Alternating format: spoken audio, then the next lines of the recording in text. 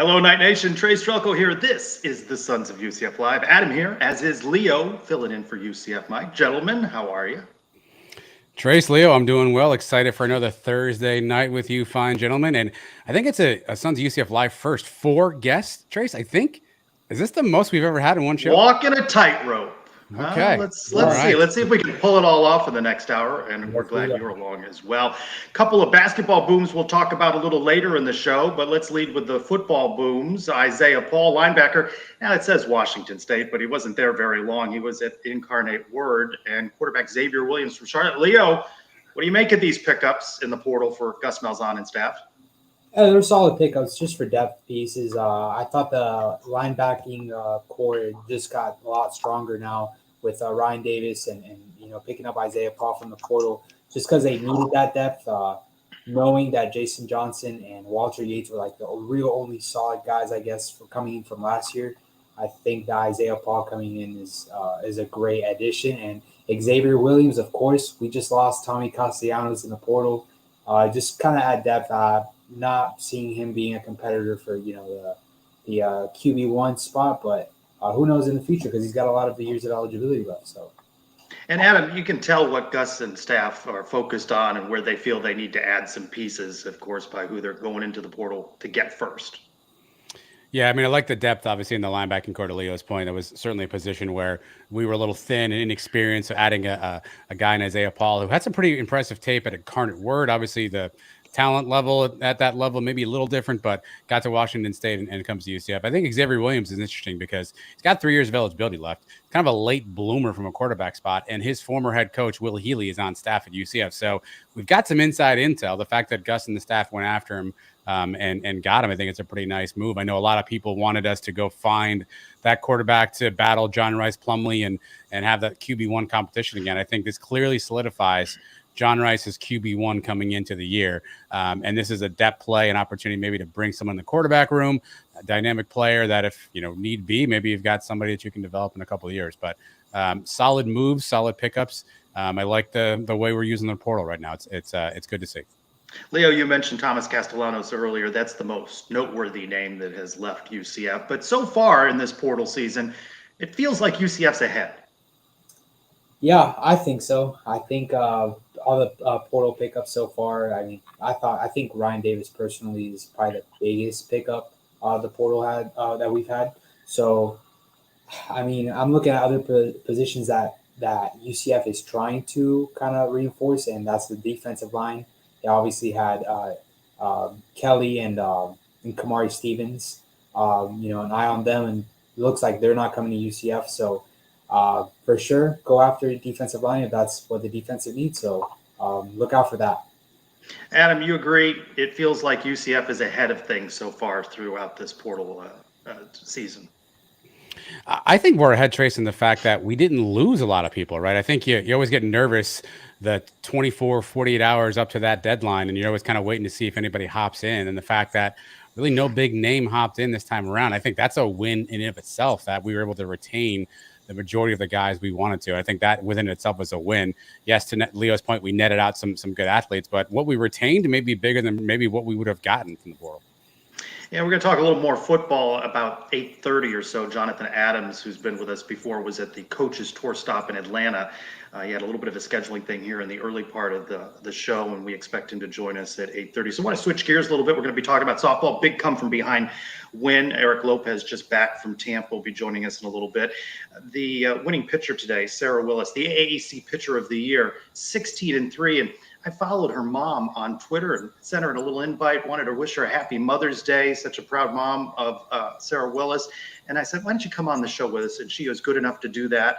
And let's welcome in now Rhonda Willis, mom of UCF softball, Sarah Willis, who was also at the game today. How are you feeling? That was a tense one. Oh, my goodness. I mean, they continue, this team, to try and test how strong my heart is. Because my heart was beating really, really fast. As I mentioned, Mother's Day coming. Want to wish you and all the moms out there a very happy Mother's Day. AAC Pitcher of the Year. Sarah has made a mark on UCF in her first year with the Knights. I am truly, truly proud of her. She came in with the mindset that she was going to try and win that number one spot. And she, kept telling me, I talked to her all the time, and she's like, I'm working hard. I'm working hard. Spent a lot of time in the weight room, and, it's really helped out. She's really, really excited about being at UCF. I know you try to get to a lot of games. What kind of a game watcher are you? Are you nervous? Are you excited? Can you not watch? Like, if we were sitting next to you at the game, what would we experience? So I am a little nervous. Today I was sitting in the midst of a lot of parents, and it was driving me crazy because, they're talking, but I was a good sport. I'm high-fiving everybody, but I mean, when she's pitching, I'm a little nervous. I like to sit where I can see the, home plate. I want to know where her pitches are going. But when she was younger, I literally would sit in my chairs at her travel ball games, and my arms would be all tight. And by the end of the day, I would rub my elbows raw. Like, oh my goodness. Yeah. But now I'm not that bad. I'm pretty good at kind of like looking normal on the outside, but on the inside, I'm still a nervous wreck. Rhonda, AAC Pitcher of the Year. What does that mean to you as a parent, obviously, and where does Sarah get this talent from? She's a spectacular pitcher. So kind of give us insight on that. Her winning this is, she set out to really, when she transferred, to really try to show people, hey, I still got it. I can do this. And so for her, we always tell our kids, if you work hard, you're going to see the results. Sometimes you don't, you don't always achieve those goals. And so, for me, my heart is just full. I'm so happy for her that it's worked out. As far as Sarah being a pitcher, she started when she was 7. And, she went to pitching lessons once a week since she was 7 years old. My husband would take her out to practice a few times a week. So, she's put her time in. I wish I could say I taught her how to pitch, but that wasn't the case. She's got good bloodlines here, though. Talk a little bit about the background that you have in athletics as well, her dad.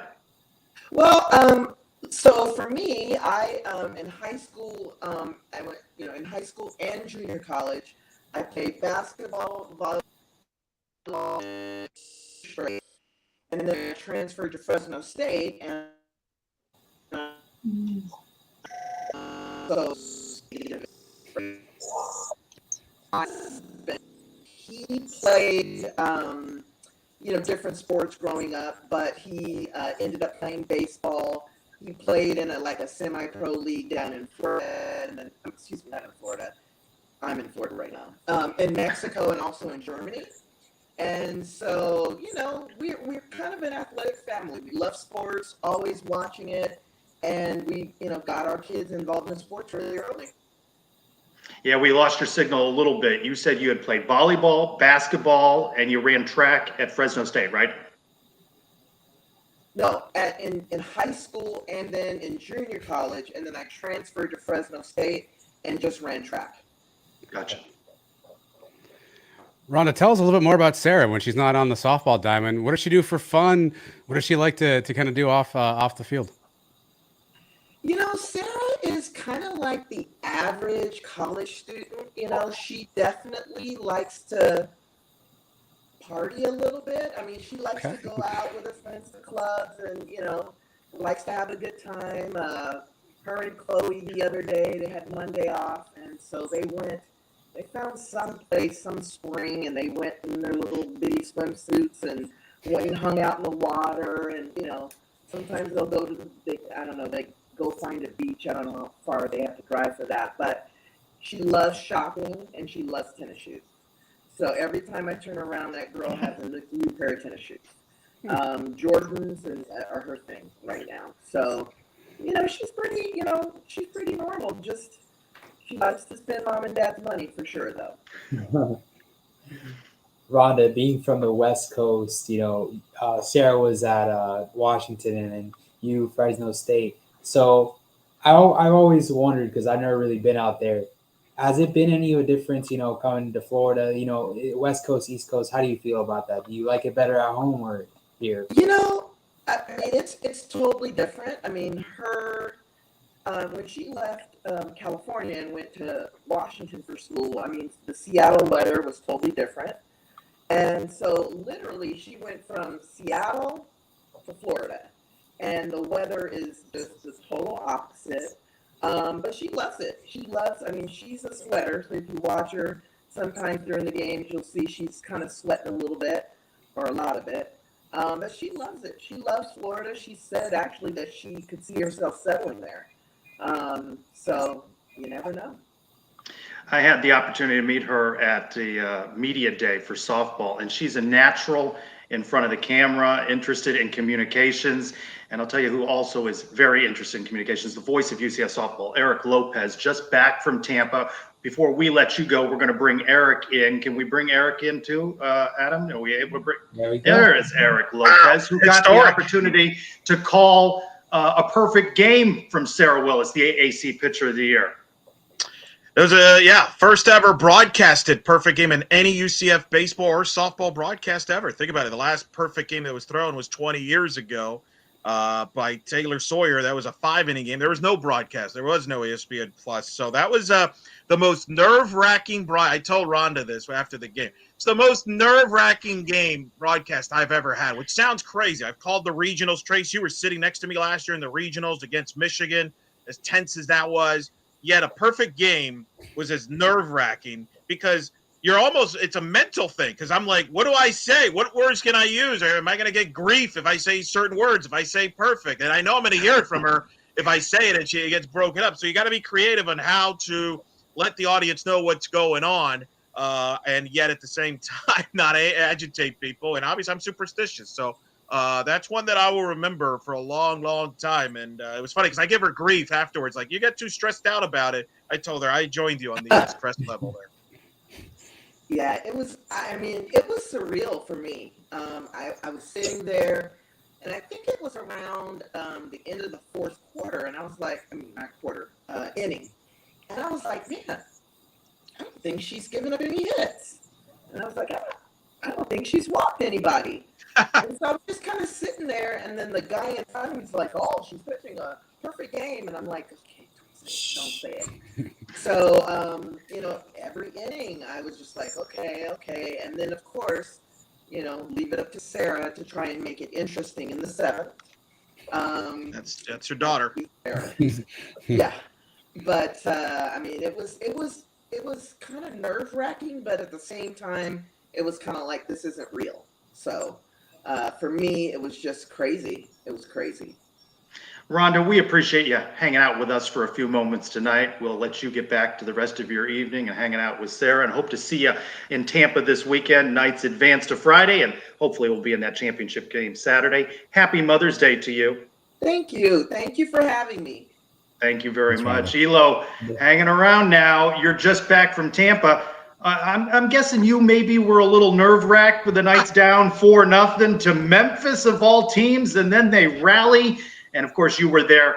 Bring us to that excitement. What was that environment like? It's the highest blood pressure that I think I had in that third inning. It was not looking great, and my health was not looking great. I thought for sure, Trace, that the only video pre-recorded segment you were going to get is me from the hospital recapping the game. It was rough. Obviously, they had a tough start. I think some nerves played in that, a couple of errors. The umpiring, which, I looked like a WWE officials at the umpires. There were some of the calls. So, yeah, it looked pretty. But I'll tell you, the turning point, and I'll never forget this. I was sitting up there. Trace, you've been to that facility. Adam, I don't think you have. I don't think, you guys haven't, the others. But so baseball and softball are next to each other. Literally, it's an adjacent stadium. So there's a deck. There's a deck there where you can watch the softball or baseball from that view. So I sat up there. And when they turned to double play, Coach Ball Malone just got out of that dugout and gave this huge fist pump and is rallying the crowd. I don't know if they caught that on the broadcast or not, but you could sense the momentum change there. And they chipped away, and Jazz Williams with that home run was huge. In a way, this game was kind of a story of this year's Knights team. Get off to a slow start, dig yourself a hole, but you fight your way out of it and survive to play another day. Well, Cindy Ball Malone, you, Bryson Turner, compliments of the Black and Gold Banneret staff, sent over some sound for us to hear from. And let's hear from Coach Ball Malone rallying from that 4-0 deficit. I think it's huge for us to play our best at the end of the game, and we got to see that. Sarah settled in. She had a few walks early on when she came in, and she settled in, worked with the strike zone, and did her thing. And I love how just cool and calm she was in that 7th inning, even when she didn't get some of those questionable changeup calls. She didn't show emotion, and she stayed with it. Yeah, that's what you like about Sarah Willis, don't you? That she's calm, cool, and collected, and she stays focused. When you look back at this year, however this plays out, one of the big positives, and I remember this, Trace, you did this as part of your softball preview. You mentioned how long would it take the pitching staff to develop, would help define this season. It took Sarah a while. She has never thrown this many innings before. She was a two-way player. Coach Ball Malone has talked about sitting down with her and saying, look, we need you to be your arm more than your bat. We're going to just focus on your pitching for now and save your bat for later. And it's worked. And you're right. She's cool and calm. She has a smile on her face. She's calm. And I thought she was the perfect person today in relief. One of the biggest relief appearances of her career. And when you look at UCF going to the Big 12, you're feeling good knowing that Sarah Willis is part of this pitching staff going into the Big 12. She will help win games and make UCF competitive and a factor in the Big 12 in year one because of her. That changeup she has. I mean, we've had some great pictures of changeups. Aaliyah White, Allison Kime, who's in the Hall of Fame, Mackenzie Otis, best changeup. Sarah Willis's changeup is as good as any pitcher's ever had at UCF. Elo, you are the preeminent voice for college softball tournament prognostications. I think you've had a couple of years where you're almost near perfect, if I have that right. So last year was perfect. I was perfect last year. I don't have a bell to ding for you there, but what's the lay of the land right now with UCF? Obviously, where are they at? What do they need to do in order to get into the NCAA tournament? So it's a great question. Had they lost today, they probably would have missed the NCAA tournament because the Memphis RPI was in the 200s. You lose this game, UCF has dropped, guys. They've played Memphis now 4 times. Last weekend, they swept Memphis, played them 3 times, dropped 8 spots in the RPI by playing Memphis. Are you kidding me? That's one of the things I'm looking forward to the Big 12 is they actually reward you for winning games. They don't get punished for winning games. So it's dropped their RPI a little bit to 45, I think, as of today. It's probably going to drop another spot or 2 because that's just the way it is. But here's what I think is going to happen. It's all about tomorrow, the game against South Florida. If they beat South Florida and get to the final and let's say lose to Wichita State, I think they're still in. I think they're going to Tallahassee. I think they're a 3 seed. I think there's a strong possibility they're going to play Florida in that game, which is going to be historic if we have Florida, UCF, and Florida State in the same regional. That's never happened in softball. That would be titanic. Where it gets tricky, if you lose to South Florida tomorrow, now we've got some problems because now you almost have to root. Let's say Wichita beats Tulsa, which is no guarantee. Tulsa's playing well. But let's say Wichita wins. You got to root for Wichita State to beat South Florida because the concern now becomes if South Florida beats you and they win the conference tournament, they might steal your bid because they're going to go to Tallahassee. And remember, there's a 400-mile radius. The odds of them flying a UCF somewhere else are low, very low. I would not depend on that. So to me, you want to take USF out of the equation. That's why I think it's all about tomorrow. If they win tomorrow, I think they're in. Otherwise, they're going to need help, which means probably a USF loss in the championship game, among other things. So, and they're going to need, by the way, it sounds bizarre considering Coach Ball Malone came from there, but they need Boise State to win the Mountain West tournament this year. One of the other issues UCF's had is this sounds like football, so you guys this feeling. All the quality wins all of a sudden are not as quality as they were when we beat them. We beat Arizona State a month with a no-hitter. They were ranked in the top 25. They faded down the stretch. They're under 500. We beat Michigan. They have faded. They might miss the NCAA tournament. So some of our marquee wins has just faded, and that's hurt the resume a little bit as well. So I really do think it comes down to tomorrow. I think if they beat USF, I think they're in. Let's just win the tournament and not even have to worry about it. That way, Trace and I can just enjoy a nice, selection show watch party at that point. But if they lose, it gets tricky. It gets very tricky. I will say this. This will be the last year we ever have to worry about this. There is no 200 teams in the RPI in the Big 12. Thank goodness. Awesome. All right, Elo. So I recall calling UCF softball probably the most serious team on campus just because of the expectations going into the season. Yeah. And they start off sluggish in the beginning of the season, almost towards the middle of the season. And it's because of the slow starts that you mentioned. Do you think that this team, if they want to get to the tournament and moving forward into the tournament, will kind of turn those slow starts around and start hitting? Or do you see that trend, keep going and moving forward in a positive direction for them? I do. I think today could be a big positive, and that you saw that today in the adjustments they made. They were down 4-0. They chipped away, and then broke it open with 4 runs in the bottom of the 6th. Jasmine Williams with the 2-run homer, transfer player. Chloe Evans, who's been a stud player. How she's second team all conference, I have no idea. People have asked me about that. I have no clue what the voting was like there. Sarah Willis was a transfer ad. Coach Paul Malone has an eye for talent and evaluating talent, and I think the offense today, that was a positive direction. Now, they're going to face a really good USF pitching staff. We'll see tomorrow. But, yes, I think the offense is good enough, and that's the difference now. We saw this in the regionals last year. The UCF now has an offense to back up the pitching. And during the Coach Gillespie years, we had the pitching, but we didn't have the offense. Now we have the offense to match it up and the talent pro anyway to do it. And we saw that example today. I'm not sure a UCF team, say, 2018, which was the last time that Tampa hosted the conference tournament, that UCF team probably doesn't come back and win today's game like this year's UCF team because of the talent they have on offense. You mentioned Chloe Evans on the second team. Knights dotting both the first and the second team. Other than that one, you pretty pleased with the selections of UCF players on the AC teams? Yeah, I do. I mean, Chloe should have been a first teamer. I think the outfield got a little log jam. There's always some chicanery going on there probably. Could Grace Joe have gotten some consideration for second team all conference? Yeah, but what happens if, they decided to go with the second Wichita State pitcher because they won the conference regular season. So I get that. So outside of that, yeah, I was pretty pleased.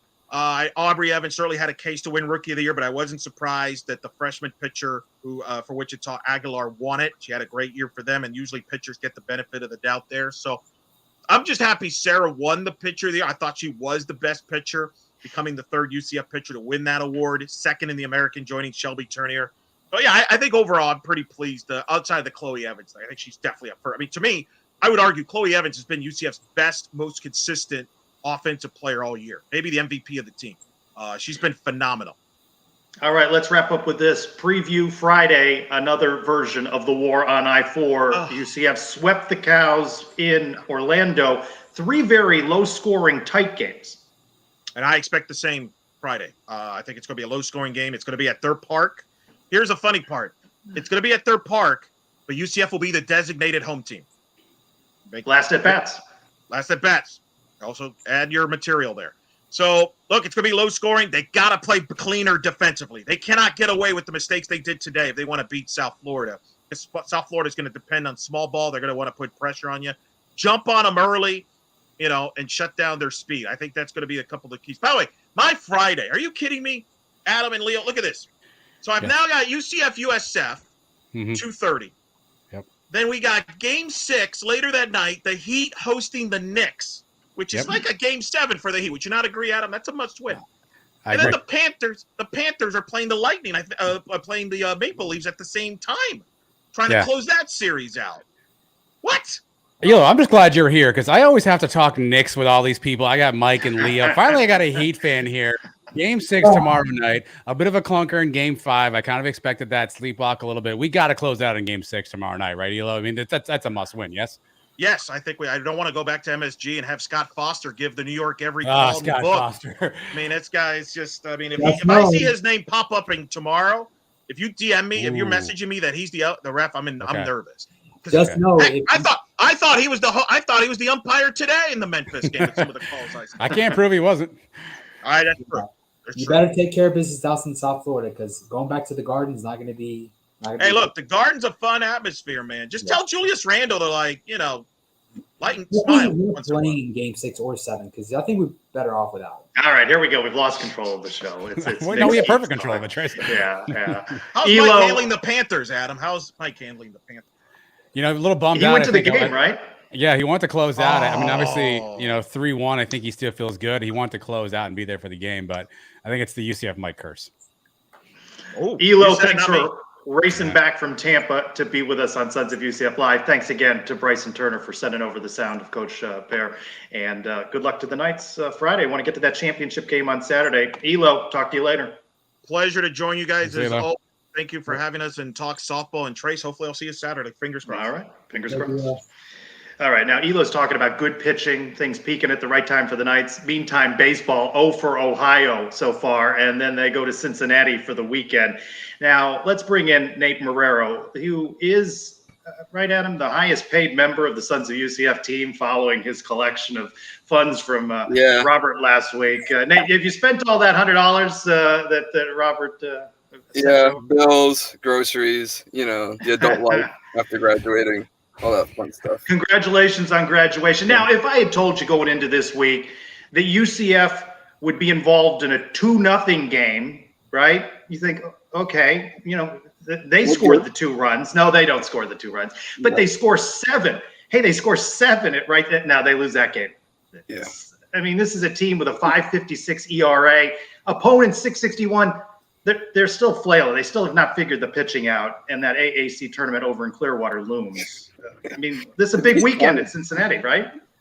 Oh yeah, obviously, it's the biggest games. It's the next one. That's just how the saying goes. But I mean, UCF's the 4 seed in AAC. Cincinnati's the 5 seed. If you can take 2 out of 3, you can get a little bit of separation. Get a little bit of breathing room. No one's driving. I'm just chilling in the back of my car. These comments always seem to get my attention. I don't think there's anything I can mess up that's worth $100 either. So, but no, it's. I don't know if Robert's on. No, don't challenge.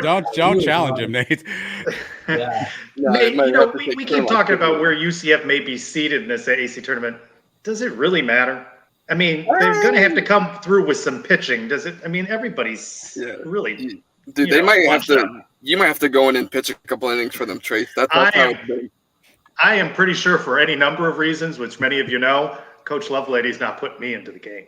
Yeah, no, I think you burned that bridge like roughly a month ago. That may not be happening. Yeah, but no, it's you don't know what you're gonna get with them. Like, they pitch well against Ohio State and they scored home runs. Bats show up, they become the all-time leader in home runs in AAC, and then they give up 11 runs. So it's like, it's. And they were winning at Wright State, sizably by 5-1, yeah, and then they like 6-1 or something like that. Yeah, I mean, it's they're hot, then they're cold, then they're a yes, then they're a no, and it's just like that sounds familiar. Sounds familiar. Katy Perry lyrics. Perry. Yeah, wow. Didn't have that. I bet you didn't have that on your bingo board for this episode. I did not. Nate, how big is this series this weekend? Obviously, so far we are 0 for Ohio, 3 in Cincinnati. How big is this series for UCF this weekend? I mean, this may determine, from a seeding standpoint, you want to be positioned. They might be able to get up to the 3 seed if they can. Well, actually, no. Looking at it, I mean, 2 games separate them from the 3 seed. But I mean, you want to. It's the biggest series of the season so far. You have to beat Cincinnati. Like, you don't want to fall to 6. Because then you might have to play at Wichita State, East Carolina, Houston. Those 3 are kind of jumbled at the top. So if you can stay in the 4 or 5 seed, you'll be okay. So they have to take 2 out of 3 from Cincinnati just to avoid that. Yeah, Nate, I kind of agree with you. I think that the seeding kind of matters because if you were to face, for example, USF, which one of those teams do you absolutely feel comfortable with? What path do you feel UCF baseball comfortable to have a shot at getting to the finals per se? Against the ECU or Wichita State. That's a tough hill to climb. I'm not gonna lie. I mean, if you can, even Memphis is playing better. Right. That's Memphis has won 5 straight. They're the hottest team in the conference. So you don't know what you're gonna get with them. It's a super unpredictable. Right. 90 home runs now for the Knights. Sets the AAC record. I looked this up today because it feels like they've given up 190, but they've only given up 59 home runs. But it resurfaced all the talk, a lot of comments today flying through about whether that is a legit record. Still, though, it does speak to the fact that the Knights offense has been potent of late. And no matter what's happening with the pitching, If you can battle around there, you might need to win an 11-7, 11-8 game in the conference championship. Yeah, their offense will always keep them in the game. If you look at whether it's Ben McCabe, Andrew Sundin, Nick Romano, any of them can get a rally going. Any of them can, one swing of the bat away from a home run. So it's their offense will always keep them in the game, but that's their pitching puts so much stress on them. It's just they're so unreliable. All right, Nate, we appreciate you getting a few moments away from whatever you're doing, and we can tell your driver to carry on now that the line shot is over. I was actually supposed to cover a high school spring game for football. Mike Krushak is the offensive coordinator here. That might be a familiar name. Masters Academy, yeah. His son's the head coach. Masters Academy. They have the blue turf and everything, and Lightning said nope. So I'm just chilling in the back of my car, and I was gonna say hi to him for you guys, but is it delayed or postponed? Yeah, lightning delay. No rain, just lightning. Gotcha.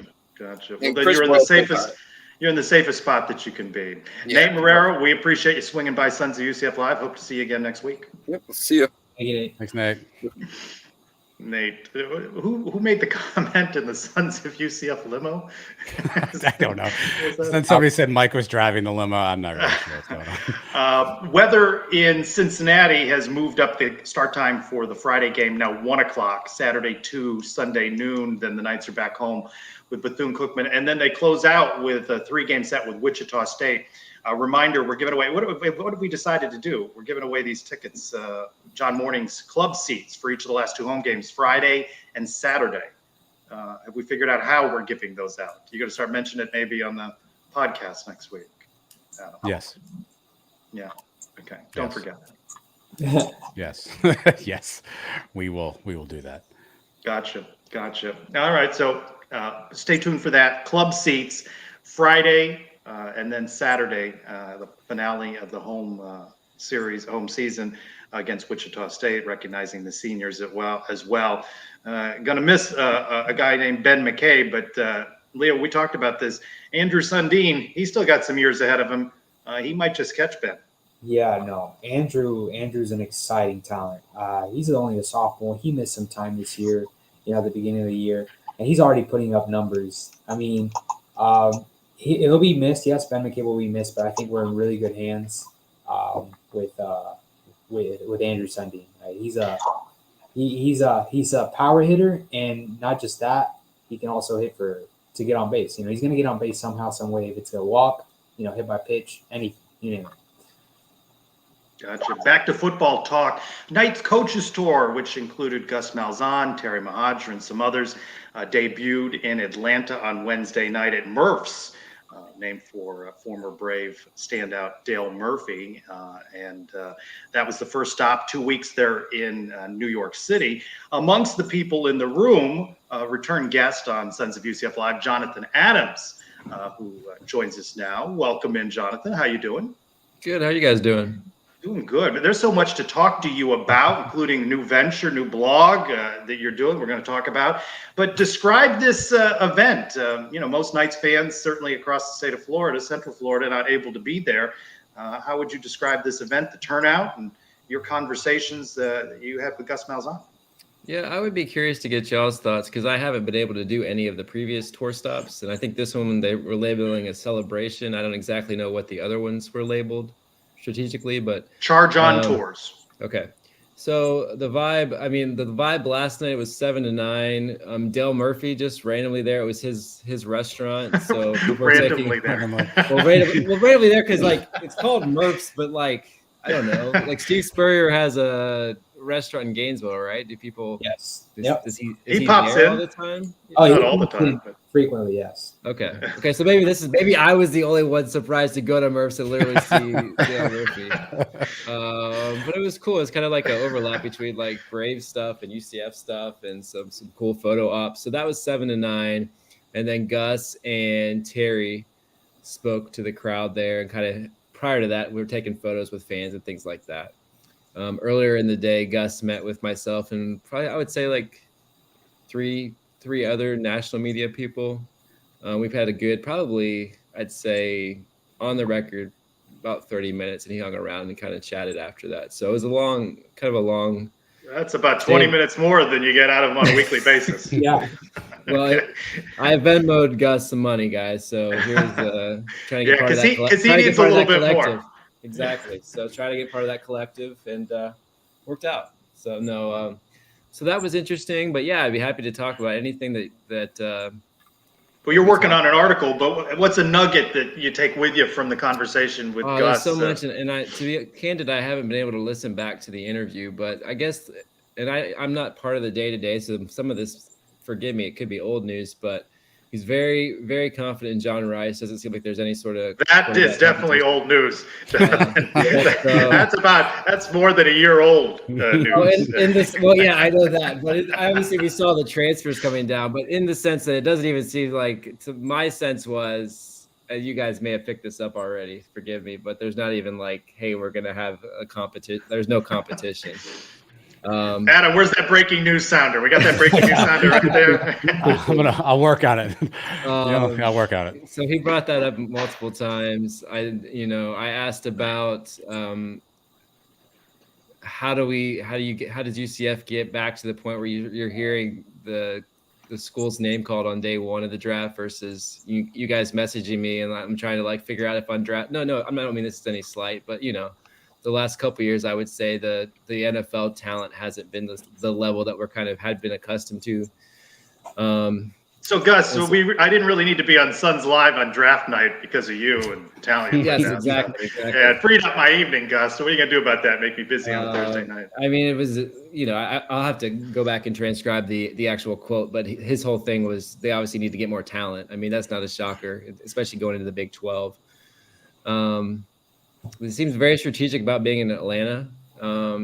Obviously, that I think a big part of that was for recruiting purposes last night, but that seems like that's going to be a part of. I know that there's some people on the staff that wouldn't mind seeing the Big 12 Media Day have a rotation there in Atlanta, which to me sends a message. I mean, there's billboards going up with some of the guys that UCF put up, so to me is a message to not just the Big 12, but a message to the SEC. This is SEC country. Spoiler alert. But it was interesting sitting there. I was thinking of just, and this, I'm working on a story now about it, but you think we could have walked from where we during the interview at the College Football Hall of Fame to that Mercedes-Benz Stadium, and thinking about Gus being there on the opposite sideline. And to me, it's interesting to think about, that was a weird game in the sense that Scott Frost had already taken the Nebraska job, and there was some like, why is he going to coach? This is going to be weird. Somehow UCF ends up winning the game. And in some ways, Gus has already had that life that Scott Frost left to get. And then it didn't end. Another spoiler here, it didn't end the way that Scott Frost thought it was going to end. So there's an interesting dynamic in that their roles reversed in some ways. But I don't know. The vibe, people have said this, but the vibe with Gus since he's got to UCF seems to be like kind of like he just seems like different from when people covered him at Auburn, in the sense that he seems like he's kind of permanently on spring break. When we met, he had like the nice, I don't mean that as like a work thing. I just mean like a more relaxed thing. He had like the golf polo and the tailored golf pants and the Nike shoes versus like the visor, the sweater, the more kind of button up. And that was kind of what, in talking to some of the other national guys that were there that had been part of, maybe some of the Auburn interviews more so than myself, that was kind of the vibe that they had mentioned. So I don't know. Again, this might all be things you're the legends here. You guys talk about this every Thursday. So I'm happy to try to give you guys some nuggets of us. You were the one in the room, so it's good to hear your perspective on this first stop. And I think the way you mentioned it there, those last year were all pretty much Florida-based, South Florida, Central Florida tour stops. This one more strategic, being first in Atlanta and then 2 weeks from now in New York City. In terms of the offensive, I asked, what can we expect, and how do you balance being what happened to Chip Kelly was he was the guy that everyone was learning the offense from until he wasn't. And you looked around in the college football and every offense looked like Oregon. And I think Gus in some ways is in a similar spot in that he wrote the book that has the videos and all that, right? But now he looks around and sees offenses that look very similar to what was an innovation at the time. And he kind of admitted that was something that they needed to work on. Talks about wanting to in terms of the coordinator changes, moving the ball, being more of a vertical threat. That was something he emphasized a lot in the conversation. So I thought that was interesting, just because at times you watched the UCF offense last year, and I don't know if innovative would be the term that people would use to It might describe. not be the first adjective to pull out. Yeah. So No. I don't know. I mean, these things are always interesting because obviously the vibe is positive and you're trying to, have excitement going into the Big 12, but a lot of this is going to be measured on how these kind of talking points play out now, but particularly in the lead up in the fall, and then when they start to get into the meat of the schedule, which is going to be a lot tougher than they've been used to. So. All right, so I was excited this week when I saw you tweet out a new venture you're a part of. You see it on screen there, sportstravelblog.com. You were ranking the Big 12 cities to kind of visit. And so I was really curious. We've had a lot of conversation about Big 12 destinations. So spoiler alert for people who don't know, UCF Mike, not a fan of a lot of the Big 12 destinations. So John, take us through your research process. How did you go about researching the Big 12 cities? Have you visited all of them? Did you reach out to somebody locally? Did you just look at a map and say Lubbock's in the middle of nowhere? How did you go about your research? Yeah, that's a good question. I knew this would be up your alley because you guys have been trashing some of the cities, which I tried to avoid. Mike is good trash. I didn't say any names, Mike. I didn't just say names. It's fair. No, so it's interesting because I didn't rank it just based on the game and I didn't rank it just based on the city, but it was kind of like, I don't know. I've been going back and forth with people on social media because it's not, I guess, a subjective list and it's just a list. And my list isn't any more important than anyone else's list. It is this week because you're on Sunday UCF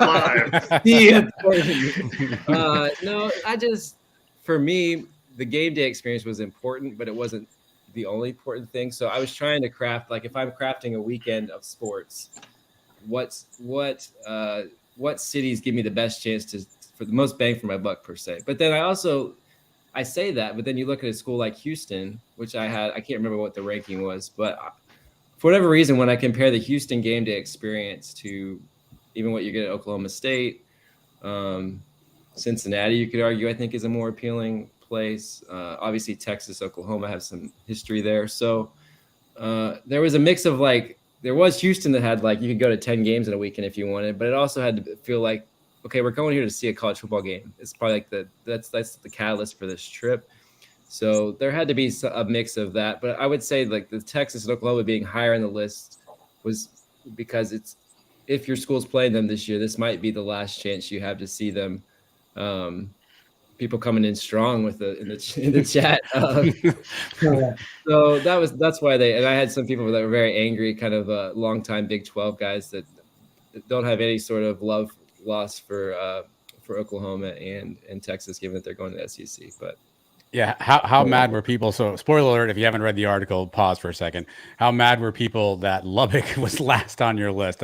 Texas Tech Twitter, not very shy, John. How mad, how much were your DMs blown up over Texas Tech Twitter? I haven't heard it, but maybe they're hitting the burner. I don't know. I had a couple of people follow me from Texas Tech. Maybe they're actually outside my house. I should probably go now. No, it wasn't. Honestly, I would love to see a game in Texas Tech, but if you're ranking a list for a whole weekend, I'm curious to hear what people's thoughts are, but I don't think you could get to very many other games outside of the Texas. Don't you guys think? Am I wrong? I agree. I agree. Lubbock is We had some weeks back. We had the Chamber of Commerce folks from Lubbock on. Even they were struggling to figure out how to spend 48 hours. So when you look at it, let's compare BYU, which I had fairly high. I think they were number 5, right behind UCF. Yep. There's not an NFL option there, but you have amazing ski options. You could go see the Jazz play. You don't maybe have the NFL that you could do a Kansas trip, both the Kansas schools. You could go see the Chiefs play. But there's other options versus Texas Tech. It wasn't if we're ranking game day experiences, I think that's a different deal. But to answer your earlier question, I haven't been to I've been to a lot of these campuses, but I haven't been to a lot of the games. So this is kind of me putting this out here because I want to actually do some of these trips. So I'm curious to see what my experience will be like. But I've been to Oklahoma State, for example, but I haven't been on a game day, and I thought it was a cool atmosphere, cool vibe on the campus, cool stadium facilities, the whole thing. So that's a place that not a ton else to do, but you could get to a Thunder game. You could do some other things. And you realize how big the state of Texas is when you're doing these kind of like doing the math on Google Maps. So that was interesting. It seems like every place is like 3 hours from Dallas somehow. So I have a friend that just moved to Dallas, and he's in our little group. I'm sure you guys are on these group texts with UCF fans, and every time we like mention a potential road game, he's like, "Yeah, I'm 3 hours away." I'm like, "Yeah, you're 3 hours." Literally every Big 12 school is like, except Lubbock, which is somehow 12 hours away from Dallas and every other major city. But here we are. John, Was this a peace offering to the Lubbock Chamber of Commerce? Were they like angry with Mike's rants? No, I just want, I'm pro going to Lubbock. Mike is against that. I extended the invitation for those folks to come on and tell us what to do in Lubbock for a weekend, and they did. They came on and talked. If there's about one thing I know about Trace, he's always been pro Lubbock. Dating I back am as long as I pro-Lubbock. can. I am pro Lubbock. so John, It's okay. if you want to go ahead and take advantage of that right now, I would. Already. What helmet? 2 letters, 2 words. Do you have a particular helmet? I've got Seahawks, Cowboys, and Falcons. By the way, Jonathan, you're going to love this. Do the Falcons. Robert's in Dallas. So okay. he's 3 hours from everything. Oh, there you go. Am I wrong though? No, you're not. That's No, actually a you're really not. good point. Not at all. Yeah. Oh, Pecan Lodge is like my favorite barbecue place in the whole country. Do you go there a lot? No. I don't know. Okay. Well, John, I do have Maybe a question to ask. Leo, hop Yeah. in. Yeah, because I something that really caught my eye when you're talking about Gus is, how he's been more relaxed since coming to UCF, and it's noticeable. I would say, I saw him, under the SEC lights, and now here at UCF, he's kind of laid back. He's not calling plays next year. He's giving that responsibility to Hinshaw. But how do you really assess that as a fan? You don't want to kind of misinterpret that. He's just kind of taking a vacation in Orlando, but to let UCF fans know that this is his new approach in coaching, and he's open to changing the offense, like you said, and becoming more innovative because he was stuck in his ways. So how do you tell UCF fans like, hey, it's not that, it's just different Gus from the conversation that you got? yeah. There's a couple things there. That's a good question. One, I would say he was very clear that this job is not the same as it was at Auburn. And I took that this wasn't his words. This is my words. I took it to mean that there's a lot of cooks in the kitchen at Auburn. And I don't think he got exactly the amount of control / at the end of the time, I think he ended up not being the coordinator there. And so I think it ended badly. And I think when UCF hired Gus, there's obviously lofty expectations at UCF, but I don't think it's the same sort of he's not going to have fans showing up at his house or when he's going to Four Rivers. People, I mean, maybe there are. I'm sure. I get people. I have angry UCF fans, even though UCF's number 4 on my list. We have a passionate fan base. I don't mean it like that, but it's different, right? And I think when you talk about UCF tagline being the future of college football and being innovative, and Auburn in the SEC schools, that's not really the heartbeat of that. It's more like prestige and history, right? So I think he seems to feel much more comfortable feeling like he can kind of direct the ship more at UCF than probably at Auburn. And I would also say, though, having Gus seems like a super nice guy from the first time I met him yesterday. But I also say that he's going to be measured by how this transition to the Big 12 goes. And if he's willing to maybe relinquish some of for it to be more of a partnership with this offense and to show some abilities to adapt, because I think he's going to need to do that to be able to put up the kind of points that are going to be necessary to win in the Big 12. Hey, I appreciate that. So 2 letters, 2 words, do you have an actual name, or that's just kind of Robert. Okay, cool. I will put before I leave. I'll put the Cowboys helmet on there for you, Robert. I think your point is a good one about. Yeah, I like the point you make there, though, about his ability to change, and it's a question we get in the mailbag coming up about how different this job is than the one he accepted at UCF just a couple of years ago. With more of a CEO type role. How he continues to adapt to that is going to prove interesting. We'll let you go on this one. Again, the article now at sportstravel.blog, travelblog.com ranking these cities in the Big 12. What's the follow-up article there? You're ranking the MAC schools, Mountain West schools? I don't want to rank schools that I don't have a familiarity with or have not done the time. So the idea with this is just it's a fun project for me to do, and it's a challenge to get people to take those trips to do those things together that we put off. And so I know I've been to Italy. I've been fortunate. That's not the case. Like everyone can't go to Italy all the time. Leo's going next week. Except Leo. So there we go. We're all going with Leo. On launch first with Leo. I don't know if I was supposed to talk about your travel plans, but I just no. Hey, that's fine. I was going to mention it either way. But you could take, you can do the 2-hour drive to Tampa and do those. There's things that we can all do that we put off. So this is kind of a motivation. It's a fun thing. I want to build a community of people that are doing these sorts of things and talking about it. And I think there's not really, one of the, not to get super philosophical here. I know, Sunzi, you guys super philosophical all the time. So no offense. Especially in the last 10 minutes of the show. That's when we go real. That's us. One of the guys I admire a lot is Anthony Bourdain when he was here and like the way he approached travel. And so I've kind of try to take that, but to the sports and add some fun to it. So that's kind of my philosophy. And so we'll see if there's leads to more rankings, but my hope is that it leads to more trips for everyone and that we can all talk about those and kind of hopefully actually tailgate together. That'd be fun. I know I haven't been able to do a Suns tailgate, so maybe the next time I'm in Orlando, I can do that. Or Lubbock. Well, everyone's dying to go to Lubbock. Where's this helmet at? Yeah, let's get the helmet on and we'll let you out of here. So here's the question: is it going to fit? Especially after all the barbecue in Kansas City. There it is. Oh, there we go. Oh, this is Freeze frame this. The glass is not the best look. AirPods aren't going to make it either. There we go. Here we go. Well, that'll be your avatar now. That'll be it right there. Hey, look, intact. Wow. Guys, super athlete here, guys. There we go. And Robert is a man of his word. Jonathan Adams, congratulations on the new Traveling Tailgaters and your new series of articles. And we're looking forward to what you bring out from your interview with Gus. Yeah, and I'll probably have a couple long form stories coming out on UCF that I don't want to give too much away, but I'm definitely going to be revisiting that the Peach Bowl and kind of where things go from there. Now that we know some of the history between Scott Frost and Gus and the kind of trading places, I would say. So appreciate you guys. And remember, we're always available for that long form article you want to do on the best show in all the land. Yeah, that's actually next week. So that's coming after the Lubbock long form. Jonathan, thank you very much. Go Knights. Thanks, Jonathan. All right, good times with Jonathan.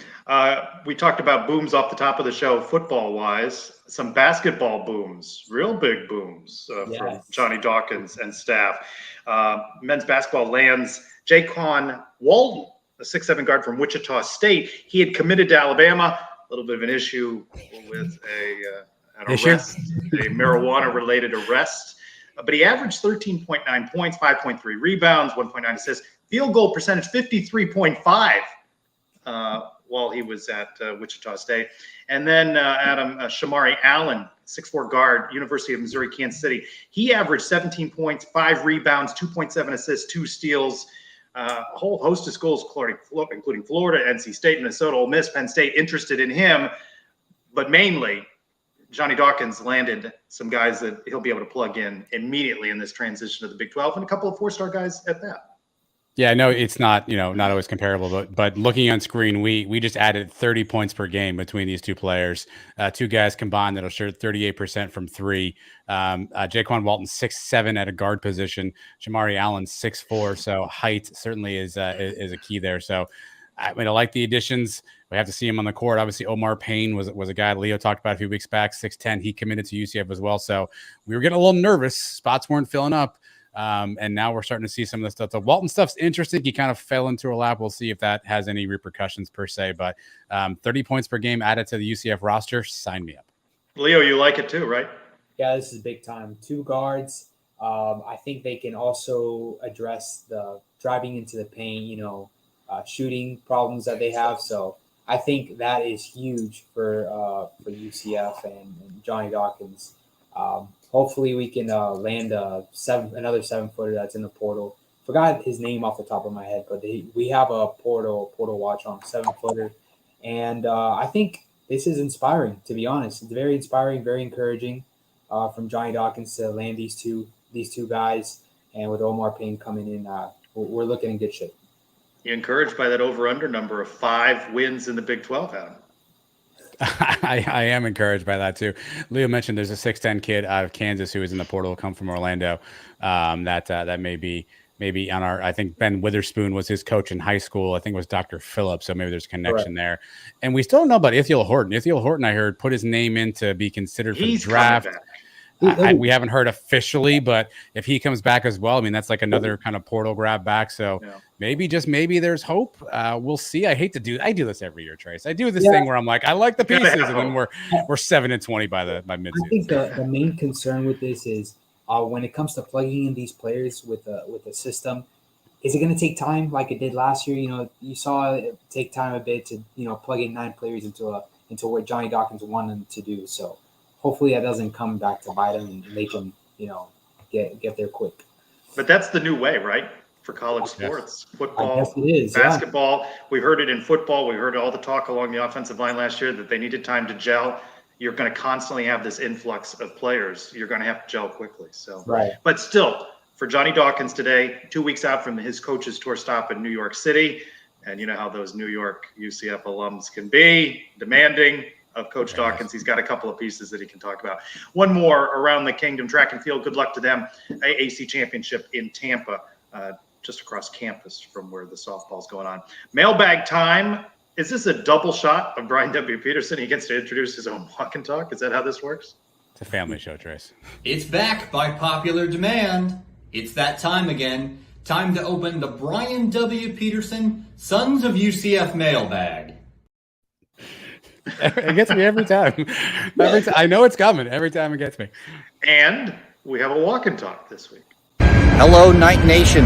Brian Peterson doing my best Troy Strelko impersonation out here at the Hard Rock Stadium down in Miami for the Formula One Grand Prix race this weekend. Question: has Gus Malzahn done enough in his short time at UCF, either wins-wise or building our program, for Knights fans to be concerned of whether or not he might get poached away or decide to leave for a bigger program anytime in the near future? Wanted to know your thoughts. Go Knights and charge on. I like the siren action that was going on behind him there. Is Brian okay? I mean, it sounded like a lot of dangerous activity was going on behind him there. We should have thrown that question to Jonathan. I think the way Jonathan described him, the way we see Coach Malzahn, more laid back. Adam, we hung out with him at the golf course at the Varsity Knights thing a couple of weeks ago. I just don't see it at this point in his career. I just don't. I don't know why he get back into that mix of very demanding fan bases. Man, money is money, Trace. So I hasten to say no when money's involved. The only place I would think maybe gives him pause is Arkansas, right? He's from Arkansas, coached high school football there, coached college football there at Arkansas State. Arkansas is the only place that if it came open, I would go, okay, maybe we need to watch that. Leo at Cap Vij1. At this point, does any sport really matter other than football? That's an interesting premise, right? We talk about men's basketball. We talk about big picture for baseball and softball. But to his point, the success that football has as it transitions into the Big 12, maybe there's a big point there. That's why UCF continues to put its resources towards football. Yeah, I 100% get where he's coming from with that question. Having football being the driving force, just because it is the cash cow of the school, I think in some ways it holds true. It holds true. And that's why I said, 2 weeks ago, putting in money to the venue and additional financial arena, and we were leaving kind of like the football facilities for last. I don't know how well that suits UCF, but I kind of want to see them go at the football facilities and the stadium a little bit more. At Stepway Drew, this one for you, Adam. In light of what happened in Alabama, Iowa, what's your take on sports betting in Florida if they ever figure out how to do it with the laws? Yeah, for those who aren't aware, Alabama's baseball coach, I think, lost his job under a betting scandal. Iowa and Iowa State are being investigated now for some form of gambling on what. But with those stories, Trace, if you read the rules, essentially, if you're an athlete, you cannot bet on a sport in which the NCAA sponsors that sport. And that includes like fantasy football, that includes DraftKings, that includes over-unders. So I don't even know if it's a Florida law. Obviously, if you're not living in Florida, you may not be eligible. But if you use a bogus address and you're someplace else and you bet, there's tip lines for this stuff all of a sudden now. I think this is going to become a bigger deal down the road, which is pretty crummy because all the leagues are now sponsored by DraftKings and FanDuel and all these places. But, God forbid, the receiver laying over under on the Reds game this weekend, and that's got to go. So I think this is going to be a bit of an issue down the road as kids get educated on what they can and can't do with some of these apps. And I'm interested in how UCF and other schools talk to their athletes about that issue. It's not one we hear about, but certainly with things that have happened in the news, that it's going to be something they talk to athletes about. At Love Not War 311, now we've gotten some booms this week, but when the question came in earlier the week, was asking Leo, but potential targets or the next booms. What else do you expect Coach Malzahn and staff to land on some booms? I mentioned it earlier, defensive lineman. It looks like we're targeting a defensive lineman. I would like for a defensive lineman to come in. I think we're good on offense. I would say our receiving core is solid. Our tight ends look good. Offensive line can never have too many of those. Yeah, never enough. So definitely target an offensive line when you get a chance. And I think we're looking in good shape if we get a defensive lineman in. At Black Gold _ this one for you, Adam. NIL stands for name, image, and likeness, but a friend says it means Nutella is life. Have you ever tried Nutella? I have. Nothing against Nutella. Very, What very is it? delicious. Is it chocolate or no? It's like a chocolate hazelnut situation. Chocolate, yes. Yeah. It's not terrible. I mean, I've never heard of it in this context, but it's not a terrible snack option if one has a sweet tooth craving late at night or something. At Baseball Scott, do you think MLB expansion to include Orlando hurts UCF or what, Leo? I don't think so. I don't think an MLB expansion. I guess the only way it would hurt is if we're, playing tug of war with the city on, hey, we want, taxpayer money to do whatever facilities and all the tax money is going to MLB stadium, for example. I guess that's the only way. But at the end of the day, I don't think in the big picture it would hurt. It would hurt UCF. Trey, I don't live in Orlando, Trace, but I'm of the opinion that is baseball really going to thrive in Orlando, particularly where the Pat Williams Stadium is supposed to be proposed, which is literally in the middle of everything else. Like, yeah, I don't know, man. I'm skeptical of that baseball would really be a thriving economy there. Would you draw 10 to 15 a game? Sure, but I don't think that's the goal, right? I don't think you put a team there to try to draw 10 or 15. That's what the Rays and Marlins are doing on a good night. I don't know, man.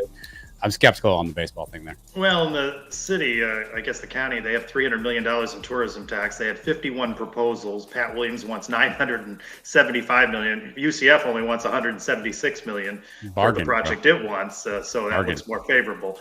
Awful lot of money. The Citrus Bowl, they want $800 million to redo the upper deck, but maybe to lure your Jags to Orlando for a couple of seasons there, Adam. So that's possible. John asking, we alluded to it earlier with Jonathan Adams here. Do you think if Gus knew the job he accepted 2 years ago was going to be so much different than the job he has here, do you think he still would have wanted the job? It really has changed from his introductory press conference, his role, and this whole explosion of name, image, and likeness. Yeah, I think so. I think that he would still take it. I don't think it would affect him much. Gus, being fired from Auburn, I think he took UCF as a rehab assignment, whether it was going to go into the P5 or not. So, I don't think it changes at all, personally. At Zeebel's UCF, I posted an article which showed the Big 12 head coaches' salaries, and Gus was listed last at 2.3 annually. And he phrases it, that's about $39,000 per touchdown last year, or $2.3 million per Navy loss. Compared to the other Big 12 schools, where should Gus and the assistant coaches' salaries be? Top half, highest of the new schools. You certainly don't want to see it last. Yeah, I mean, highest of the new schools would be the low bar I'd love to be able to cross. I don't think that's the case, though. Cincinnati's kind of funny with their numbers. I think the $7 million salary pool is what they reported, but it's murky. That was Luke Fickell money, right? It's murky, but it's murky if that's all in analysts and trainers and video coordinators, or if that's just on-field staff. It was pretty murky from that standpoint. You'd love to see UCF get up to that bracket, but again, let's not forget, we're not getting a full share of money until the 2025 season. So we're still going to be a little bit behind in some respects. That's why joining that shareholder society is a good idea for all of you. At Emptiness 4, Mike asking, if we bring back the gold uniforms, will we bring in the gold trophy, Leo? No, absolutely not. Yeah. By the way, have you noticed that baseball has quietly ditched Citronaut Saturday the last couple of weeks? Quietly? Yeah. I mean, I think they made it pretty. It was on Saturday, and it was a comeback win, if I'm not mistaken.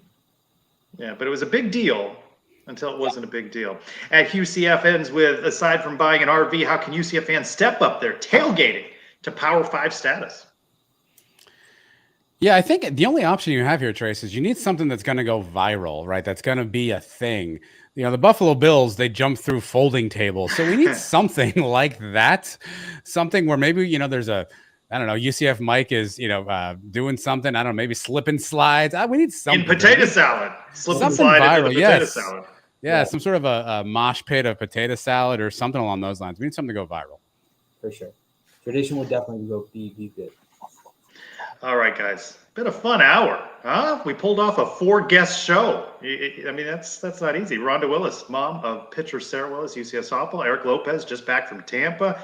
Nate in the back of the Sons of UCF limo, and Jonathan Adams with his low ranking of Lubbock and his tailgate or his travel list. So, you guys, it's been fun. Hey, speaking of travel, so Leo, you're gone for a little while. I will be gone for basically a month. I'll be in Italy, so unfortunately I won't be able to catch the athletes that are over there right now. But you know, that would have been pretty neat. And one thing I will say, watch out, there will be some Sons of UCF merch sighting somewhere in Rome, maybe Florence. So putting the brand out there for sure. Now, no pressure on you, but when Mike traveled abroad, he did a walk and talk, didn't he? He sent in a walk and talk question. And guess what? I'm gonna do it better than you. Guess what? It's gonna be better. It's gonna be bigger and better. Maybe I'll try to. He's gonna one up UCF Mike. Hard to do. Hard to do. Well, one up. Safe travels, Leo. And Adam, a little more scheduling note. I got some travel next week. I'm taking off. I'm gonna take a week off. Is that okay? Yeah. Is that okay? Yeah, it's fine with me. I don't know what we're going to do because Leo's gone, you're gone. No one wants to hear from just me. Mike is MIA at this point. So I may just bring back Paul Lounsbury for a guest co-host. Oh, that was great, by the way.